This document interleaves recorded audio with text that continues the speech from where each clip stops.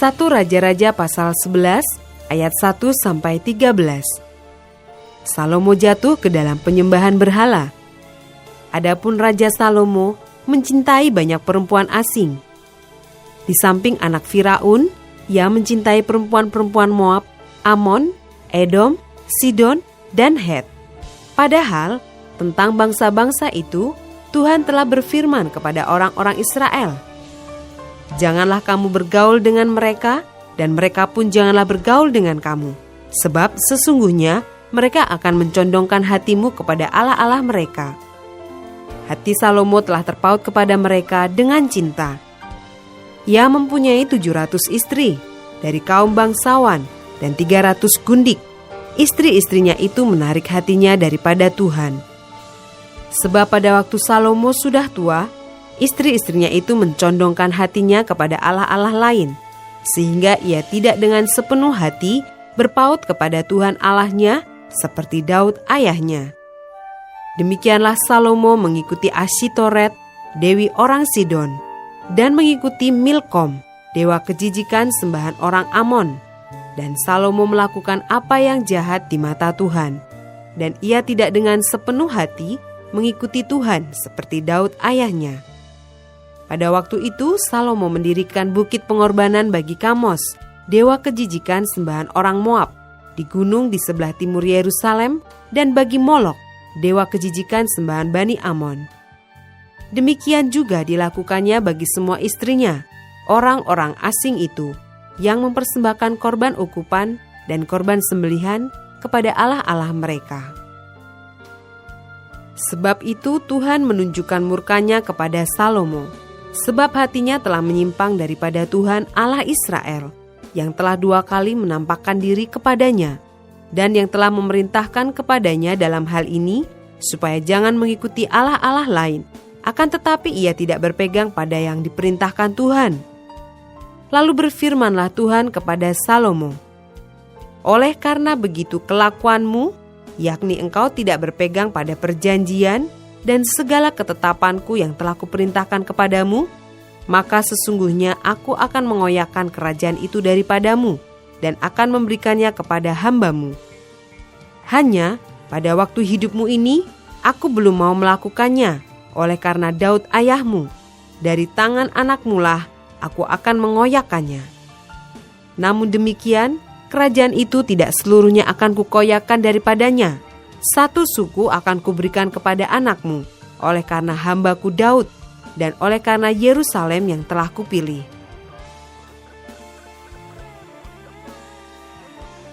Ayat 14-40.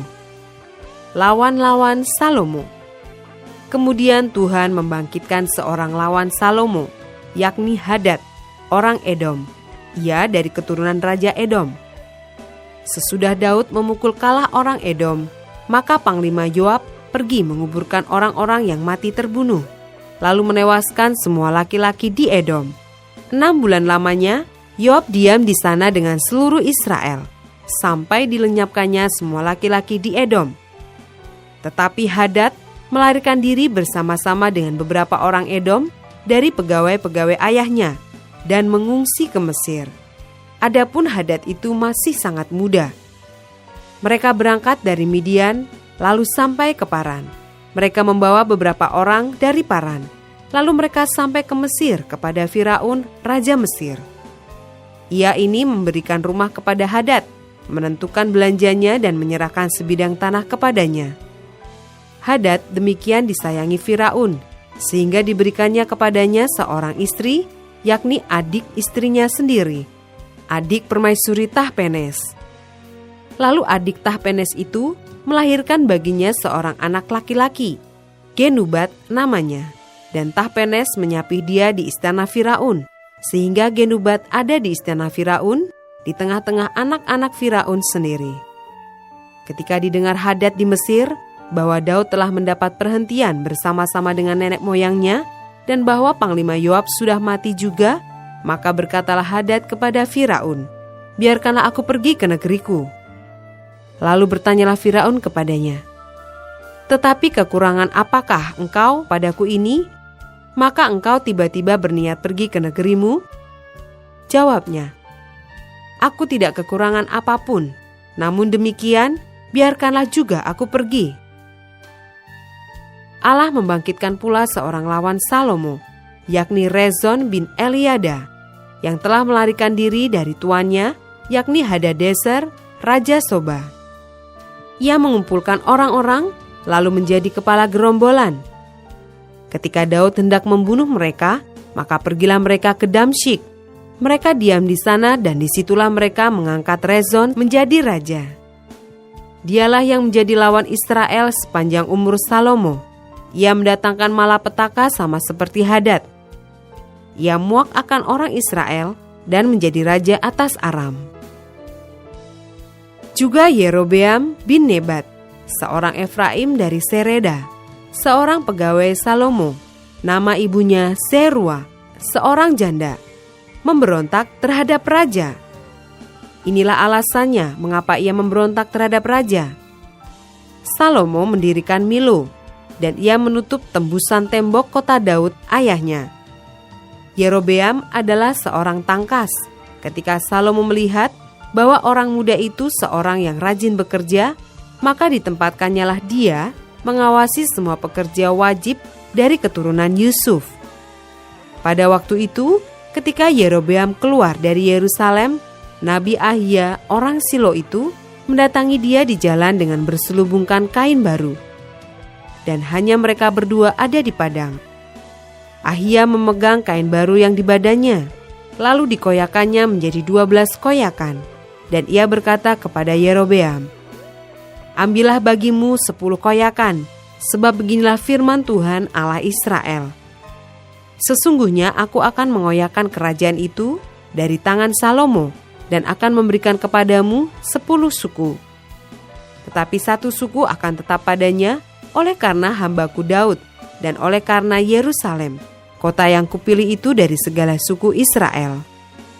Sebabnya ialah karena ia telah meninggalkan aku dan sujud menyembah kepada Asitoret, dewi orang Sidon, kepada Kamos, Allah orang Moab, dan kepada Milkom, Allah Bani Amon. Dan ia tidak hidup menurut jalan yang kutunjukkan dengan melakukan apa yang benar di mataku, dan dengan tetap mengikuti segala ketetapan dan peraturanku, seperti Daud ayahnya. Bukan dari tangannya akan kuambil seluruh kerajaan itu. Aku akan membiarkan dia tetap menjadi raja seumur hidupnya, oleh karena hambaku Daud yang telah kupilih dan yang tetap mengikuti segala perintah dan ketetapanku. Tetapi dari tangan anaknya lah aku akan mengambil kerajaan itu dan akan memberikannya kepadamu, yakni 10 suku. Dan kepada anaknya akan kuberikan 1 suku, supaya hambaku Daud selalu mempunyai keturunan di hadapanku di Yerusalem, kota yang kupilih bagiku, supaya namaku tinggal di sana. Maka engkau ini akan kuambil, supaya engkau memerintah atas segala yang dikehendaki hatimu dan menjadi raja atas Israel. Dan jika engkau mendengarkan segala yang kuperintahkan kepadamu dan hidup menurut jalan yang kutunjukkan dan melakukan apa yang benar di mataku dengan tetap mengikuti segala ketetapan dan perintahku seperti yang telah dilakukan oleh hambaku Daud, maka aku akan menyertai engkau dan aku akan membangunkan bagimu suatu keluarga yang teguh seperti yang kubangunkan bagi Daud, dan aku akan memberikan orang Israel kepadamu. Dan untuk itu aku akan merendahkan keturunan Daud, tetapi bukan untuk selamanya."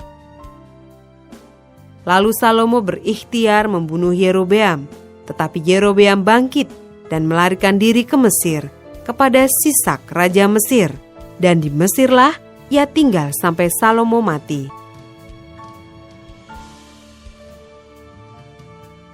Ayat 41-43.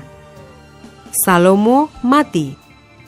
Selebihnya dari riwayat Salomo dan segala yang dilakukannya dan hikmatnya, bukankah semuanya itu tertulis dalam kitab riwayat Salomo? Lamanya Salomo memerintah di Yerusalem atas seluruh Israel ialah 40 tahun. Kemudian Salomo mendapat perhentian bersama-sama dengan nenek moyangnya, dan ia dikuburkan di kota Daud ayahnya.